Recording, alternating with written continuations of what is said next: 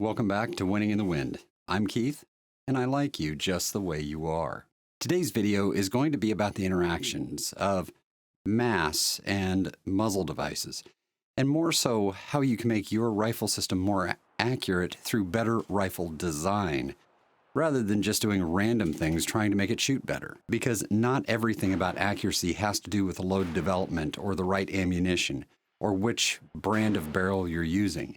How you design the rifle system has a huge impact on how easy the rifle is to shoot and the outcomes of every shot that you make. Because random designs give random results. Sometimes you get lucky and get something that shoots pretty well, and sometimes it gets just a little harder than it needs to be. Because we've all heard the saying, my rifle shoots quarter minute of angle all day long as I, that's right, do my part. Well, making the rifle make it easier to do your part is the key here. We want to make sure that that rifle does the most work possible for us so we don't have to exert quite so much skill in order to achieve the desired outcome. Hey guys, while I was putting together the thumbnail for this video, I realized that I've started using a symbol that you maybe don't recognize. This symbol is my promise to you that everything in this video was created by me. I didn't have artificial intelligence write my script, create pictures, create false videos, or anything of the like. I, like you, am a consumer of YouTube videos, and ultimately, I am quite turned off by the proliferation of AI-created videos and scripts, and I see it when I'm watching videos on YouTube. But I want to assure you that I will not be doing that. Instead, I'm going to be doing everything myself like I always have, talking to you honestly from the heart, shooting from the hip, and giving you the best of me in each and every one of these videos. That's part of why I'm a little slow creating videos, because I actually have to think about what I'm going to create instead of having AI determine what's the most popular thing to throw up there with a hashtag to try to make as much money as possible from ads. Let's get back to the video. Now, before you get all wound up about me talking about heavy rifles in this video, let me be very clear about this. I am not saying that you cannot shoot a lighter rifle very precisely. As a matter of fact, here's some video of my friend Jesse shooting approximately a 12.5-pound 6.5 Creedmoor on a side match at a recent Pro Series match. He shoots it quite well because he has a lot of skill. On the other hand, if you have a little less skill, a heavier rifle is going to be easier to shoot. And even if you are highly skilled, you're probably going to want to shoot the heaviest rifle you can in order to achieve the desired outcome. But mass, that is weight, isn't everything. It's how you distribute the weight and how that interacts with the other portions of the shooting system in order to achieve the desired outcomes. In order to understand this, we have to understand what happens when we fire the rifle. Because there's two phases to the firing. The first phase is when the bullet is still inside the barrel, up to the point where it breaks the plane of the muzzle. Up until that point, the rifle is already recoiling, equal and opposite reactions, that is. And that action is going to cause deviations in the muzzle direction. In other words, if the rifle is poorly balanced, poorly weighted, or is just super light, the likelihood of deflecting the muzzle away from the intended point of aim is much higher. And this happens in an instant, a millisecond and a half or less, and that very quick action can deflect the muzzle away from the point of aim. That'll open up your groups, it'll make you miss shots, and create all kinds of chaos for you if you don't have the requisite skills to follow through and keep the rifle on target. And it gets worse as you get tired. If you go to a match and you shoot 100 rounds a day, you're going to get tired at some point. And as you get tired, your technique's going to wane a little bit. It's going to be more and more difficult to break those perfect shots. And it takes perfect shot breaks in order to shoot well and to win in competition shooting. But what about things like hunting, where you're only going to fire about one shot a day at the most, hopefully, with any kind of precision? Well, in those cases, a lot of the things I'm going to talk about just really don't apply terribly much. For example, my hunting rifle, this .308 rifle that I've showed you on this channel before, weighs 9.96 pounds without the magazine in it, and it's much more difficult to shoot than my match rifles. Why? Well, mostly because of weight and balance. Before we talk about weight, let's talk about the other end, so to speak, and that is muzzle brakes. Muzzle brakes are great for reducing felt recoil and helping control muzzle whip following bullet release. You see, until the gases get to the muzzle brake, it doesn't do anything. It's just a bob weight out there. But that weight can have a positive effect on your shooting, and we'll get into that in just a moment. But let's first talk about the total weight, the total mass of the rifle. And when I say the total weight or total mass of the rifle, I'm talking about the recoiling mass, the part that recoils with the rifle. If you have a sling hanging off of there flopping around, that is not recoiling mass. It just isn't. It doesn't move with the rifle in real time as the shot is fired. What I'm talking about is the mass that actually moves rearward with the rifle. For that matter, it can include the weight of your prop to a certain extent, like in this shot. As you can see, the rifle stand I'm shooting off of is recoiling with the rifle a little bit. It's not terribly heavy, but it does increase the overall mass of the system for that shot. So be very aware of the additional mass that you're creating when you're shooting under certain high friction situations. All the recoil testing that I've ever seen online and even in the theoretical world has a lot more to do with a free floating rifle, a rifle with zero friction.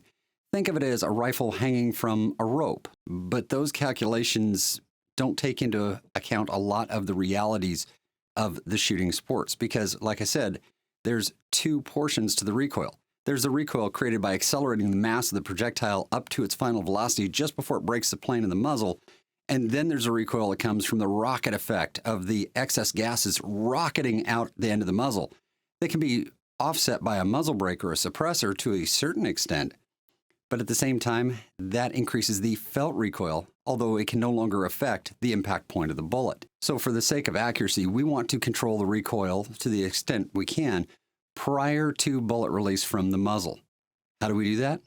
With mass. So taking a look at how mass affects recoil, we can have pretty much a one-to-one relationship between increases in mass and reductions in rifle movement prior to bullet release. So if we think about it, a 21.9 pound PRS rifle shooting a 6-dasher with a 105 at 2860 is going to move rearward about 21 thousandths of an inch with zero friction before the bullet reaches the muzzle. On the other hand, if we increase the weight of that rifle up to 26.5 pounds, it's going to move about 18 thousandths of an inch. In other words, the rifle moves less total rearward before the bullet is released. And that also reduces the likelihood that you're going to get a recoil-induced deviation of the muzzle position, which means you're not going to be pointing the rifle in the wrong direction just before the bullet leaves. But like I said, mass isn't everything.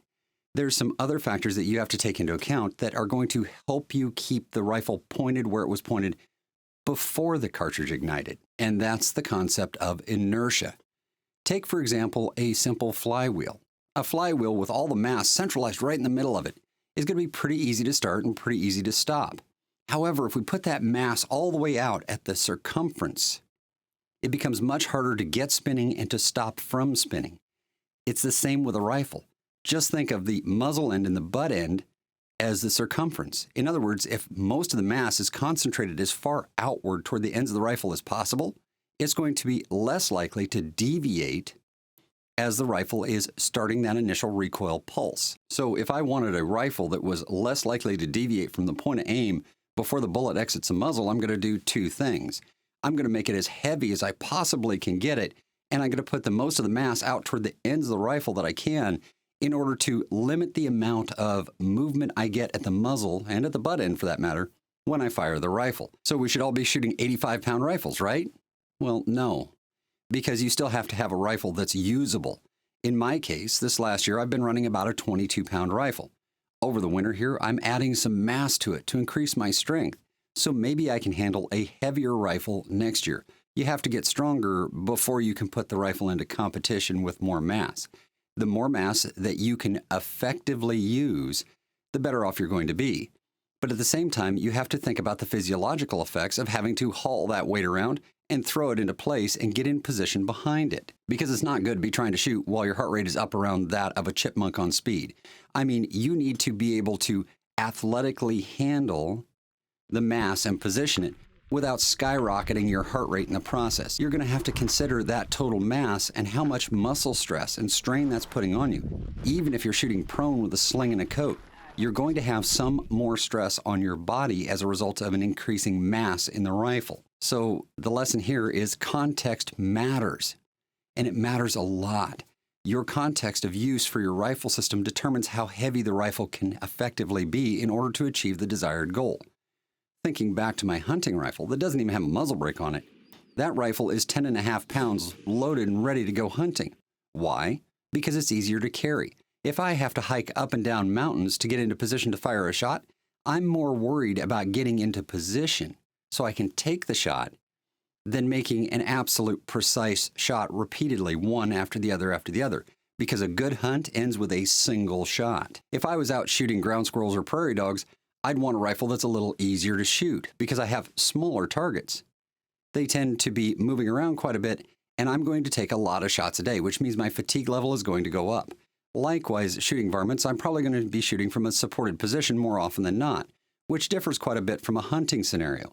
If you're carrying a big game rifle out in the field and you can't shoot it offhand at 150 yards and make a good shot, maybe you should rethink how heavy your rifle system is or how much it recoils, because cartridge selection matters as well. If you're shooting a 300 Weatherby Magnum in a 10-pound rifle, you are in for a thumping every time you pull the trigger, whether you have a muzzle brake or not. If you're shooting something like a 243 Winchester that's launching an 80 to 100 grain bullet, you're going to have a much easier time shooting that lighter rifle with great precision, muzzle brake or not. And this is where I get to talk about muzzle devices, because they do have an important role in your shooting, because they control what you can see downrange after the bullet leaves.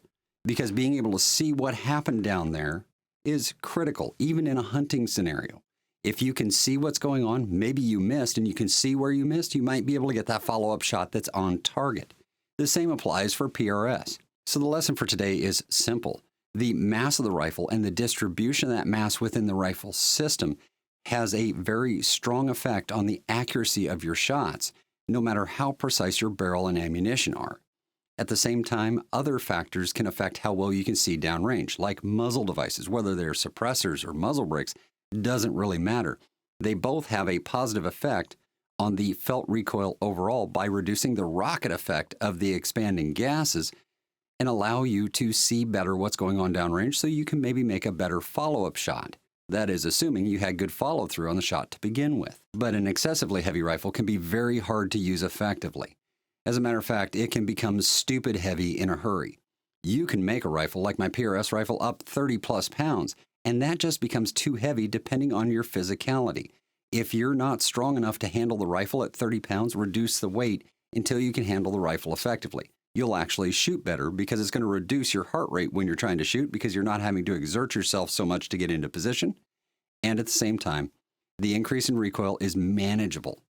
But on the other hand, you should always be striving to get a little stronger so you can shoot that heavier rifle if at all possible. And last but not least, rifle design controls the accuracy that you get from the rifle system in your context of use.